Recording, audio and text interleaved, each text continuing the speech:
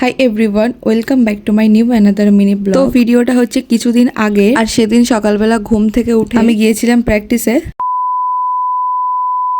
So তারপর practice থেকে ফিরে আমি এখানে রেডি হয়ে নিই। তারপর কিন্তু চলে এসেছিলাম ময়নাতে, আর সেদিনকে ছিল নাসরিনের একটা এক্সাম। তো তারপরে আমরা বাসে করে চলে আসি বারাসাতে। এরপর বাস থেকে নেমে হেঁটে হেঁটে যাচ্ছিলাম দুজন, আর চলে আসি স্কুলটার সামনে যেখানে ওর সিটটা পড়েছিল। আর নাসরিনের এক্সাম ছিল, ও আমাকে নিয়ে গেছিল সাথে। তো তারপরে সময় হলে ও চলে যায় রুমের মধ্যে, আর ও যতক্ষণ এক্সাম দেবে আমাকে বাইরে ওয়েট করতে হবে। তো আমি এখানে একা একা বসেছিলাম আর বারবার এদিক ওদিক ঘুরছিলাম সময়টা কাটানোর জন্য। তারপর একটা আইসক্রিমের দোকান থেকে আইসক্রিম খাই, আর আমি ভাবছিলাম যে অতক্ষণ আমি কি করে ওয়েট করব।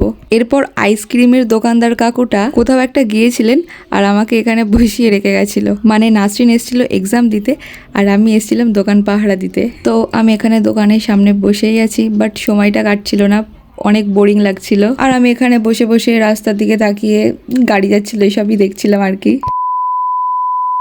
তারপর ওর এক্সামটা শেষ হয়, দিয়ে বাইরে আসে। তারপর আস্তে আস্তে এখান থেকে আমাকে ঝালমুড়ি কিনে দেয়। আর এক্সামের ব্যাপারে তো আমি ওকে জিজ্ঞেসই করিনি যে কেমন দিয়েছো বা কিছু একটা। তো নাসরিন বলছিল যে মোটামুটি ভালোই হয়েছে আর। তো তারপরে নাসরিন এখানে আমাকে বাইরে এসে অনেক খাবার দাবার খাওয়াই। তো তারপর ভিডিওটা আমি সন্ধ্যাবেলা থেকে আবার কন্টিনিউ করি। আর সন্ধ্যাবেলা গিয়েছিলাম আমি সাইবার ক্যাফে, আর ওখানে গিয়েও প্রচুর লেট হয়। আর সেদিনকে ছিল ইন্ডিয়া আর নিউজিল্যান্ডের ফাইনাল ম্যাচ। তো সেটাই দেখছিলাম দাঁড়িয়ে দাঁড়িয়ে দোকানে গিয়ে, যেহেতু অনেক লেট হচ্ছিল। তো তারপরে তখন বাজে রাত 10টা, আর তখন কাজটা কমপ্লিট হয়। তো তারপর কিন্তু চলে এসেছিলাম বাড়িতে। আর বাড়ি এসে এই ভিডিওটা এখানেই শেষ করছি। আবার দেখা হবে নতুন কোনো ভিডিওতে, ততক্ষণের জন্য টাটা, বাই বাই।